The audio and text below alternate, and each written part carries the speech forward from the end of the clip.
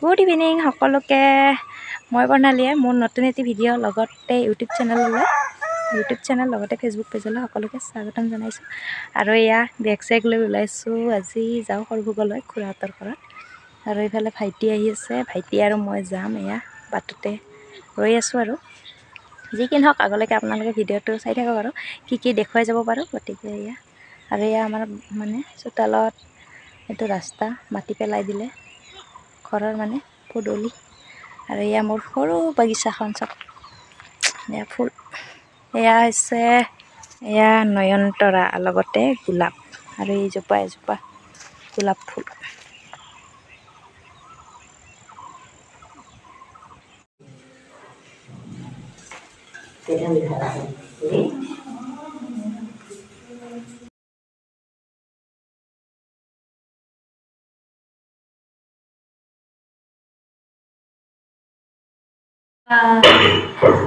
খুৰাহঁতৰ ঘৰ আহি পালোঁ।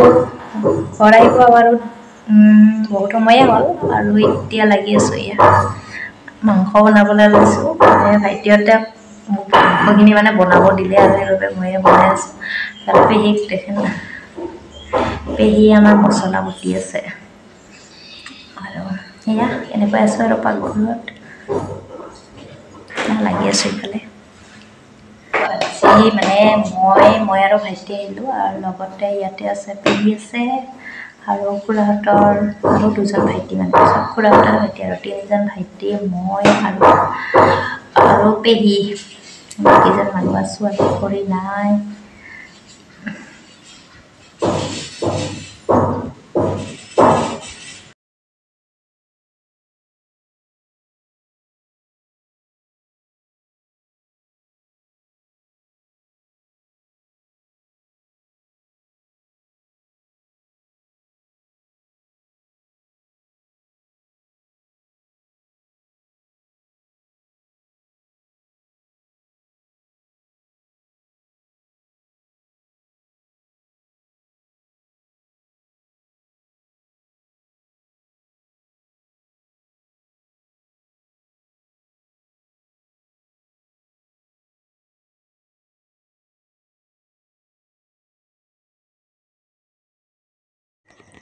Good morning. আজি হৈছে পিছদিনা ৰাতিপুৱা, আৰু এইফালে আমাৰ পেহীজনীয়ে পূৰা কামত লাগি আছে।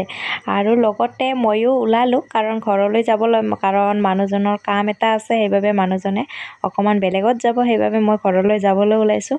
আৰু এয়া হৈছে আমাৰ খুৰাহঁতৰ বাহিৰৰ মানে ছাইডটো, বাহিৰৰ ছাইডটো ইমান ধুনীয়া চাওকচোন, ধুনীয়াকৈ তাকো ভিডিঅ' অকণ কৰি ল'লোঁ।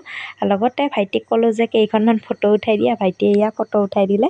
তাকে অৱশেষত মানে ঘৰ অহাৰ আগতে ফটো কেইখনমান উঠি লৈ ধুনীয়াকৈ ঘৰলৈ যাবলৈ মানে পূৰা ৰেডি হ'লোঁ।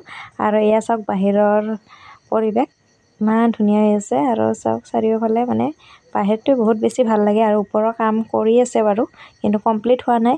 লগতে এয়া ঘৰ আহিয়ে দেখিছেনে, এয়া কাপোৰযোৰ চিলোৱা হ'ল, বাট দহিৰ কাম সম্পূৰ্ণ হোৱা নাই। এয়া দহি কৰিবলৈ লৈছোঁ, বা দহি এতিয়াও সম্পূৰ্ণ হোৱা নাই, দহিৰ কাম কৰিহে আছোঁ। আৰু এইবোৰে হৈছে মই ভাল পোৱা কামবোৰ, কাৰণ আগতে মই চিলাইৰ কাম ইমান এটা জনা নাছিলোঁ, কিন্তু বৰ্তমান মই লাহে লাহে মানে এইবোৰ শিকিবলৈ লৈছোঁ।